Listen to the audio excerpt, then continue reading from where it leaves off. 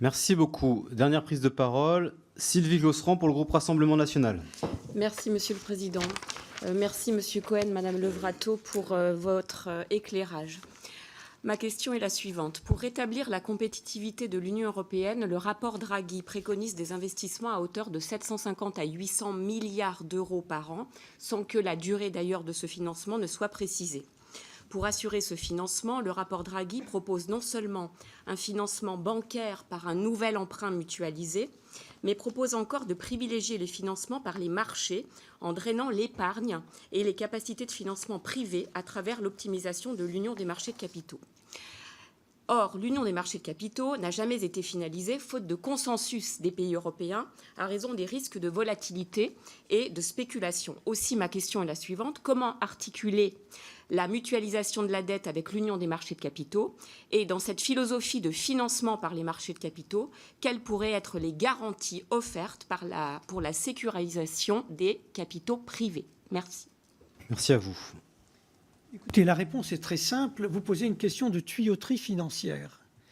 La tuyauterie financière, on peut la concevoir de bien des manières. Par exemple, on a soulevé ces derniers jours la question d'un produit d'épargne spécifique destiné à l'industrie. Vous savez qu'on adore les livrets, on a multiplié les livrets. Voilà un type de placement sécurisé qui pourrait se développer avec un financement dédié pour l'industrie. Donc je ne crois pas que la difficulté soit essentiellement technique et je ne crois pas que le marché de capitaux générerait nécessairement le développement de la titrisation avec les folies de la titrisation qu'on a connues en 2008. Il n'y a aucune fatalité à ça. Draghi est bien placé pour le savoir. Il a été patron de la Banque centrale italienne. Il ne propose pas du tout la généralisation des méthodes de titrisation à l'américaine.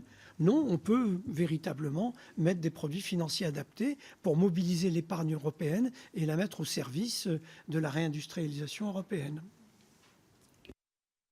La juxtaposition de différents circuits de financement permet justement d'atteindre cet objectif de mitigation des risques pour certains épargnants qui souhaiteraient placer leur épargne dans le développement de l'innovation ou de l'industrie. Tout le monde ne peut pas intervenir sur les marchés de capitaux de manière directe.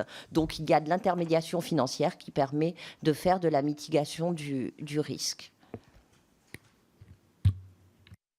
Merci beaucoup à tous les deux. Merci, chers collègues, pour vos questions. C'était un échange extrêmement riche et intéressant. Je pense que c'est le point de départ pour de nombreux rapports que nous allons pouvoir mener et résolutions au sein de cette commission. Merci infiniment pour votre temps, pour la précision de vos réponses, la concision aussi, parfois parce que c'est difficile de cette petite partie de ping-pong, mais vous l'avez très bien accompli. Donc merci infiniment.